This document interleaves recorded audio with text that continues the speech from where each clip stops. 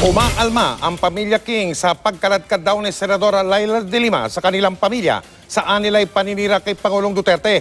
Kaugnay ito sa mga ibinunyag ng umano'y miyembro ng Davao Death Squad na si Edgar Matubato sa pagpatay sa negosyanteng si Richard King. Nakatutok si Sandra Aguinaldo. Ang nag-utos yan si Paulo Duterte, ma'am. Ang nag-utos yan. Ito si Paulo Duterte. Bakit pinapatay ni Paulo Duterte si Richard King? Ito si Paulo Duterte, nagre-rebel sila ni Richard King. Rebel saan? Sa babae. Yung si... Sino po yung babae? Yung may-ari ng McDonald's, si Chowa. Hindi ko alam ang pangalan, ma'am. Pero ang apelyido, Chowa ang apelyido. Hearsay lang. Yan ang buwelta ni Davao City Vice Mayor Paulo Duterte sa aligasyon ni Edgar Matubato na siya raw ang nagpapatay sa negosyanteng si Richard King. Kilalang bilyonaryo si King at kabilang sa kanyang negosyo ang Crown Regency Group of Hotels.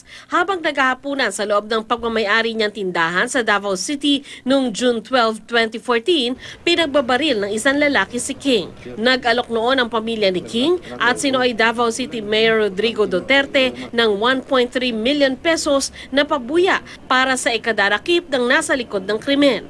Matapos ang ilang araw na aresto ang suspect at dalawa pa niyang kasama na nagsilbi raw noong lookout. Umamin sa krimen si Paul Dave Labang at itinuro niya ang hepe ng Intelligence Unit ng PNP Region 11 na si Police Senior Superintendent Leonardo Felonia bilang mastermind umano sa krimen. Sinabihan daw ni Felonia si Labang na isa umanong drug lord si King. Kasunod nito, sumuko si Felonia kay nooy Mayor Duterte na siya namang nagdala sa kanya sa NBI. Maring itinanggi ni Felonia ang paratang laban sa kanya.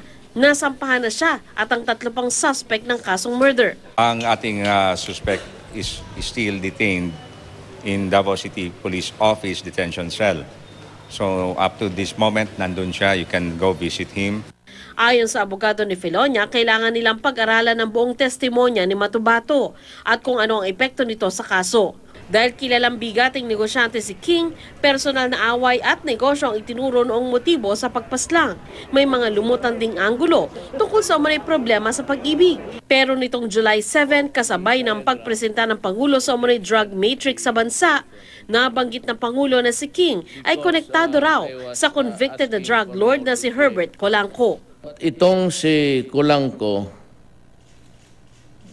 now that I know, from the intelligence gathering that he was connected with also Richard King.